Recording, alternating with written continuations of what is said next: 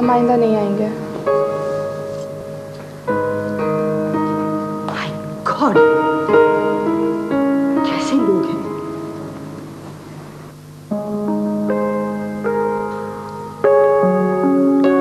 Could I speak to Mr. Billu, please? Yes, Billu is speaking. अस्सलाम वालेकुम जी, मेरा नाम जहांजेब है। मैं आपको कल के प्रोग्राम के सिलसिले में मुबारकबाद देना चाह रहा था। कल प्रोग्राम देखा, वो उस नई आर्टिस्ट ने बहुत अच्छा गाया। Thank you, thank you very much. मैं जी कंस्ट्रक्शन के कारोबार में हूँ और कराची में कुछ और कारोबार करना चाहता हूँ। अच्छा, कारोबार करना चाहते हैं कराची में, तो कीजिए। आपको किसने रोका है? जी, और इस बार कंस्ट्रक्शन की बजाय मैं शोबिज में कुछ इन्वेस्ट करना चाहता हूँ। हैं? शोबिज में आना चाहते हैं आप?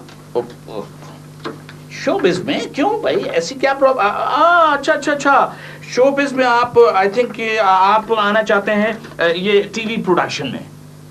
जी नहीं, मसलन audio cassettes, CD, recording studios वगैरह।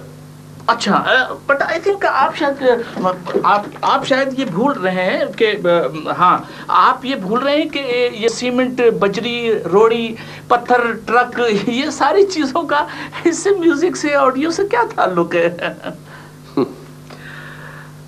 आप ये कहना चाहते हैं कि ईंट, पत्थर और सीमेंट से डील करने वाले उसमें लताफत नहीं रखते?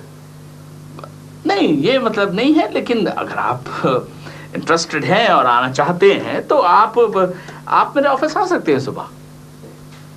खैर, जब मैं कल आपसे मिलूंगा तो आपकी गलतफहमी भी दूर हो जाएगी। ठीक है, आइए आप। Okay, bye. ए बीबी, ये लो जादू का पुड़िया।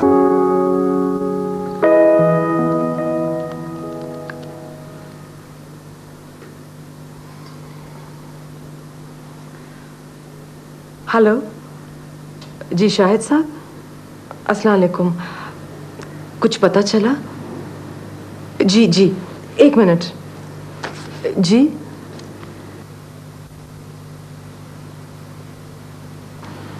Thank you so much.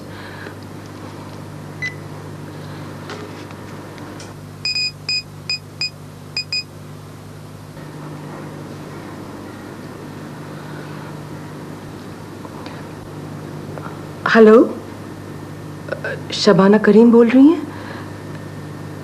जी, अस्सलाम वालेकुम, मैं फ़रा बोल रही हूँ इस्लामाबाद से। जी, वो कल रात टेलीविज़न पे एक प्रोग्राम टेलीकास्ट हुआ था। जी, उसमें एक लड़की गाना गा रही थी। क्या नाम था उसका? जी, आपने उसका क्या नाम बताया? साइमा। जी, मुझे उसका नंबर चाहिए था। मैं उसकी रिलेटिव बोल रही हूँ। जी, मैं पाकिस्तान में नहीं थी। दरअसल मैं साइमा को साइमा के नाम से नहीं, दीना के नाम से जानती हूँ।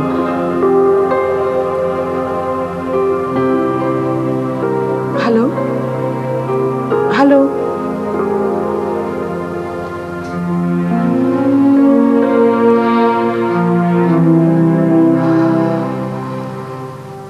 अक्सर हाँ, आइए स्टार साहबा।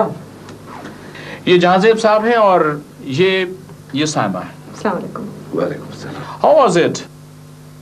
किस बारे में पूछ रहे हैं आप? नहीं, मैं आपसे पब्लिक रिस्पांस के बारे में पूछ रहा हूँ। पता नहीं, मुझे तो मेरी फैमिली डिनर पे लेके गई थी। मगर आपको वहाँ रिस्पांस तो मिला होगा?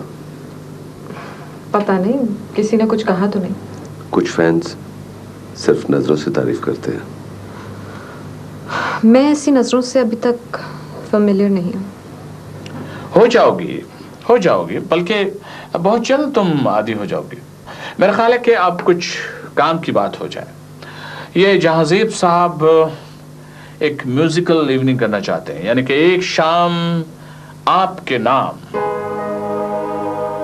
नहीं, मैंने इनको बताया था कि देखिए अभी इन्होंने स्टार्ट लिया है and it will take time, लेकिन ये कहने लगे नहीं, आप ऐसा कीजिए कि मुझे किसी तरह से मिस साइमा से एक मीटिंग सेटल करवा दीजिए। जी दरअसल मैं आपसे एक मीटिंग करना चाहता हूँ ताकि आपका एल्बम रिलीज कर सकूं। क्यों? बहुत सी वजूहत। एक तो ये कि आप बहुत अच्छा गाती हैं, दूसरी वजह यह है कि मैं और बिल्लू साहब बिजनेस पार्टनर हो गए हैं, और तीसरी वजह मैं आपको बाद में बताऊंगा। देखो ये कोई जबरदस्ती नहीं है Saima, just think over it and then decide. मैंने सोच लिया, I'll do it. Oh, great.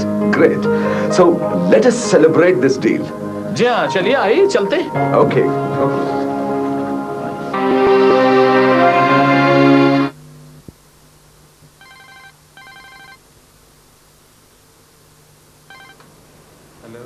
Hello, अस्सलाम वालेकुम। जी मैं नवीद बात कर रहा हूँ कराची से। मुझे आपसे दीना के बारे में कुछ बात करनी है। कौन दीना? बेगम हशमत की नवासी और फराह जहान ज़ैद की बेटी। ओह, तो कहाँ है वो? मुझे तो उनसे बहुत ज़रूरी काम है। जी उनकी बात मिसेस हशमत से हुई थी, उन्होंने ही कहा है कि आपसे बात कर लें। फ़ोन पे तो क्या बात होगी, आप उनसे कहें इस्लामाबाद फ़ौरन आ जाएं, सिर्फ एक दिन का काम है। ठीक है, मैं कह दूंगा उनसे। लेकिन दीना जानना चाहती हैं कि उनकी नाना की हवेली किसके नाम है। वो सब कुछ दीना के नाम कर गए हैं, और कुछ रकम उन्होंने रज़िया बीबी के नाम भी छोड़ी है। वैसे हमें रज़िया बीबी के बारे में भी मालूम नहीं कि वो कहाँ हैं। वो भी यहीं हैं दीना के साथ। लेकिन आप कौन बोल रहे हैं? जी मैं नवीद बोल रहा हूँ, दीना का दोस्त।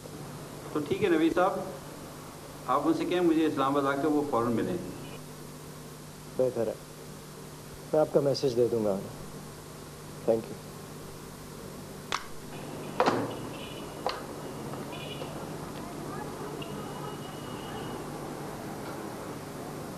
वो ज़रा हशमत साहब की फ़ाइल लेके आइएगा।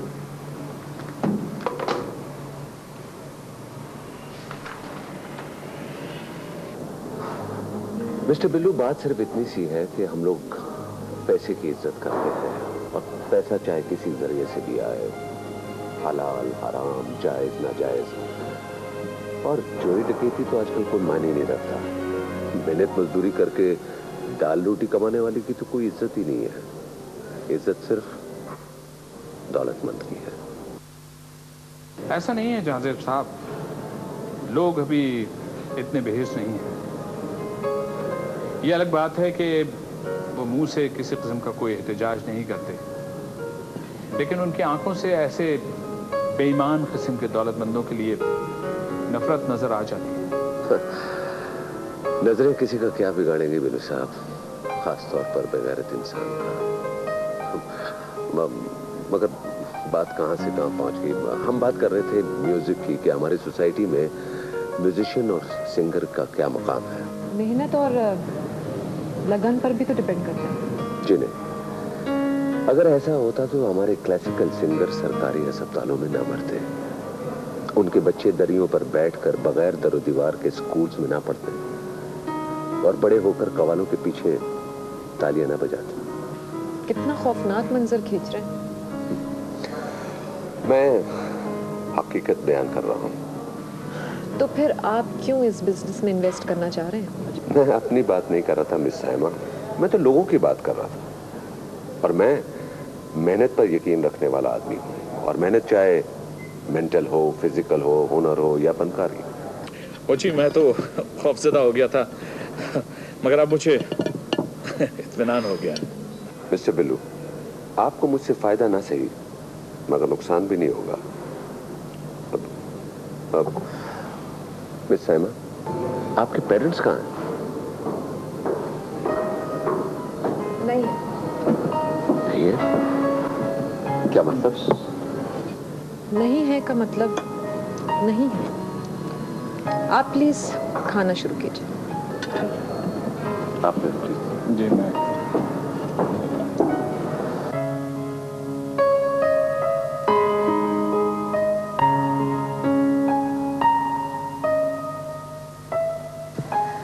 क्या सोचने लगे हैं?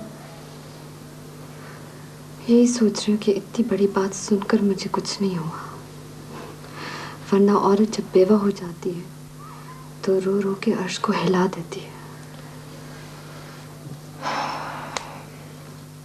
इंसान रोता सिर्फ अपनों के लिए, अपने चाहने वालों के लिए जो बिछड़ जाते हैं। इनसे तो आपका कोई ताल्लुक नहीं था। ताल्लुक था दीना, उन्होंने मुझे बहुत चाहा, बहुत रुतबा दिया। मैं क्या थी? महज एक, सारी बेटियों में से एक ही बेटी थी जिसकी कोई हैसियत नहीं थी। बस यही सोचती रहती थी कि अपना बाप का बोझ हल्का कैसे करूं। माली मदद तो कर नहीं सकती थी मैं, बस मरकर बोझ हल्का कर सकती थी। उन्हीं दिनों में हशमत साहब मुझे ब्याह के ले गए। मगर हवेली में तो आपकी हैसियत मुलाजमों जैसी थी। वो हैसियत मुझे इसलिए कबूल थी कि जब हशमत साहब मुझे ब्याह के ले गए थे तो मेरी बहनों की किस्मत खुल गई। उनकी शादियां अच्छे घरानों में हो गई और मेरे बाप की पग ऊंची हो गई। ये अलग बात है कि तुम्हारी नानी ने मुझ पे हर वो जुल्म किया जो वो कर सकती थी, मगर मैं उससे क्या कसूरवार ठहरा हूँ। तुम्हारी अम्मी के जाने के बाद वो दिमागी मरीज़ा बन गई थी। तुम्हारे नाना हर वक्त उन पे इल्ज़ाम लगाते थे। ये भी सुना है कि उनको 3 महीने के लिए कैद में भी रखा था। मेरी अम्मी के चले जाने से क्या मुराद है आपकी? कहाँ चली गई थी अम्मी? तुम्हारी अम्मी ने छुपकर शादी की थी। तुम्हारे दादा हशमत साहब के नौकर थे और तुम्हारे अब्बू के सारे तालीम का खर्चा हशमत साहब ने उठाया हुआ था। तो अम्मी ने शादी छुपकर क्यों की थी? क्योंकि हशमत साहब की बेटी की शादी किसी कम हैसियत या कम ज़ात घराने में नहीं हो सकती थी। फराह के लिए बड़े बड़े घरों से रिश्ते आते थे। उन्हीं रिश्तों में से एक रिश्ता तय कर दिया गया था। फराह ने बहुत इतराज़ किया, बहुत रोई, मगर किसी ने उसकी बात नहीं सुनी। और फिर फराह ऐन उस वक्त घर से चली गई थी जब बारात आ चुकी थी और इसे दुल्हन बनाया जा चुका था। फिर बहुत बदनामी हुई और तुम्हारे नाना का सर जो हमेशा बुलंद रहता था शर्म से झुक गया और इस बेइज्जती का बदला तुम्हारी नानी से लिया गया था। नानी से क्यों? तुम्हारी नानी बहुत आज़ाद ख्यालात की औरत थी। उन्होंने जिद करके फराह को पढ़ाया था और सारी आज़ादियाँ दी, वरना तुम्हारा नाना औरतों की तालीम और आज़ादी के खिलाफ थे। तो उन्होंने खुद नानी से शादी क्यों की? वो तो बहुत पढ़ी लिखी थी ना। वो ही ख़ानदान की बात। हशमत साहब ने उस लड़की से शादी की जिसके लिए सैकड़ों दौलतमंदों और जिम्मेदारों के रिश्ते आते थे। मुझे नाना से आपकी शादी करने की वजह अभी तक समझ नहीं आई। तुम्हारे नाना ने मुझसे इसलिए शादी की थी कि तुम्हारी नानी की दिमागी हालात ठीक नहीं थी। वो उनको हर वो अजियत देना चाहते थे जो उनकी बस में थी। मुझे तो ये थ्योरी बिल्कुल समझ नहीं आ रही। कसूर किसी का होता है और सज़ा किसी को मिलती है। अब कसूर अम्मी का था तो सज़ा नानी को मिली। अब नानी का कसूर है तो सज़ा विनी को मिली। इसलिए मैं कहती हूँ दीना, माफ़ कर दो, छोड़ दो उन्हें। और नहीं रसिया खाला, मैं अपने पे किए जुल्म तो माफ़ कर सकती हूँ, लेकिन विनी पे किया हुआ जुल्म माफ़ नहीं कर सकती। अल्लाह बहुत बड़ा है दीना, ये अल्लाह का काम था। सब कुछ ख़त्म हो गया, क्या रह गया उन लोगों के पास? जान तो बाकी है ना उनमें। वो सहन, वो ज़बान, वो आंखें जिन्होंने मेरी बहन को मौत के मुंह में धकेला था। नहीं रज़िया खाला, मैं उन्हें किसी कीमत पे भी माफ नहीं कर सकती।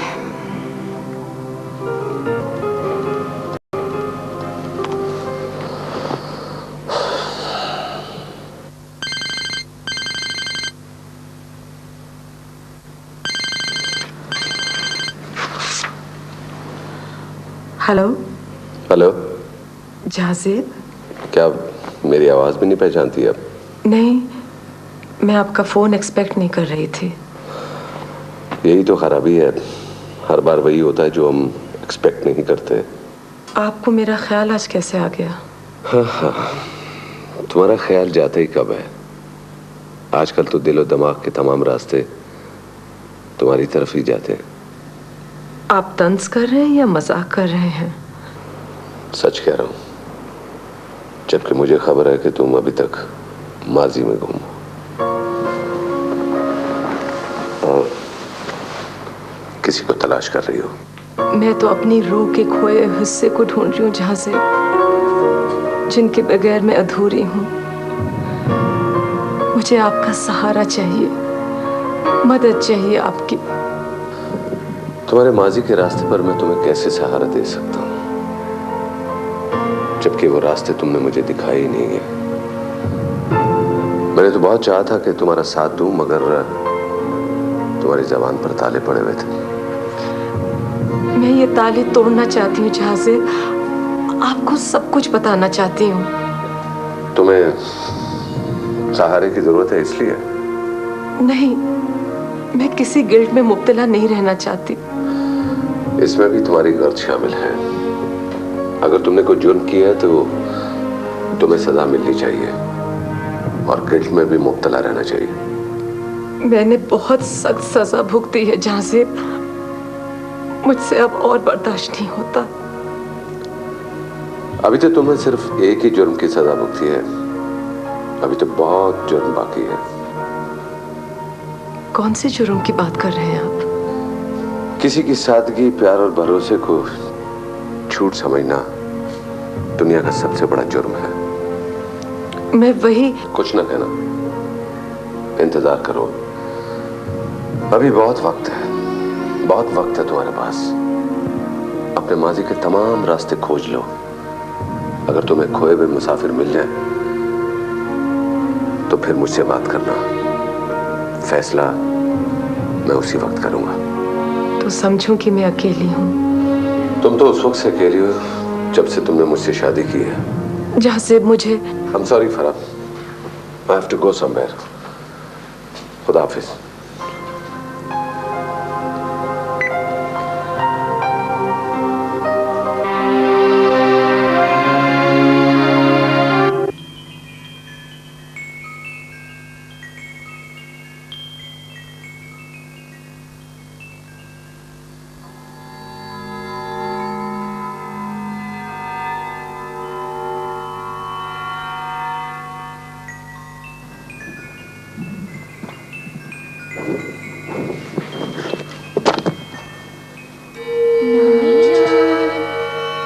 कौन है?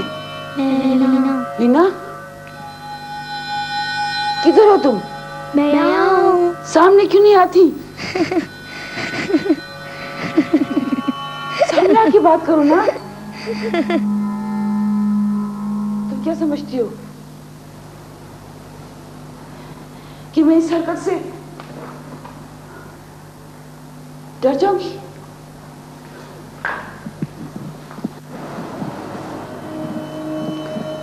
भूल गई? उस तहखाने को भूल गई? वो बेबसी, वो लाचारगी, किस तरह एड़ियां रगड़ती थी। और तुम्हारी बहन तुम्हारी जिंदगी की भीख मांगती थी। भूल गई सब कुछ? भूल गई? सामने आओ वीना, सामने आओ। सामने क्यों नहीं आती? सामने आकर बात करो।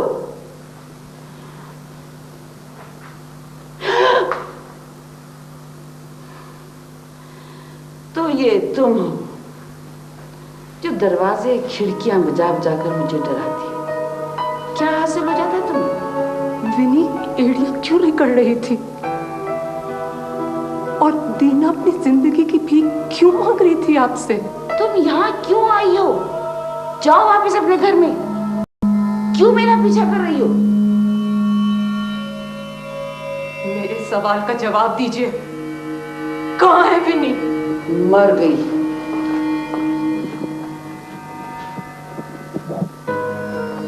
मैंने तो दीना को भी जहर दिया था, लेकिन वो बच गई। पता नहीं कैसे बच गई?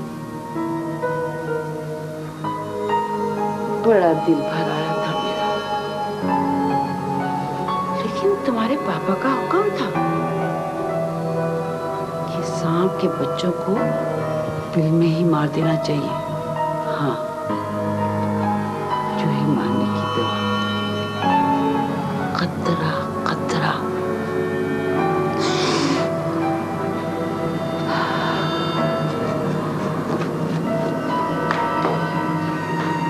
अब मैं इसको भी जहर दूंगी ताकि इसको सुकून आ जाए। सुन रही हो विनी? विनी, सुन रही हो ना विनी?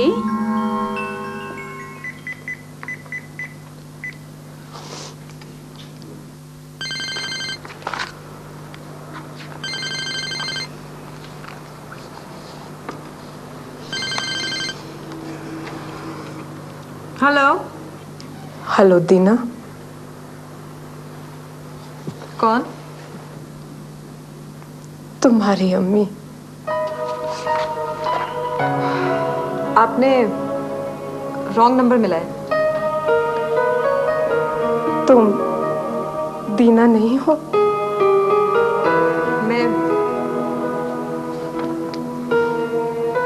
मैं साइमा हूँ। दीना प्लीज बेटे, मुझे मालूम है कि तुम मुझसे बहुत नाराज हो, मगर इस वक्त तो मुझे सिर्फ इतना बता दो कि विनी कहाँ है। आपको मालूम होना चाहिए ना कि वो कहाँ है। खुदा के वास्ते दीना, तुम्हें जो सलूक करना है मुझसे कर लेना, मगर इस वक्त आप आइंदा यहाँ फोन ना कीजिएगा। इस घर में दीना नाम की कोई लड़की नहीं रहती है।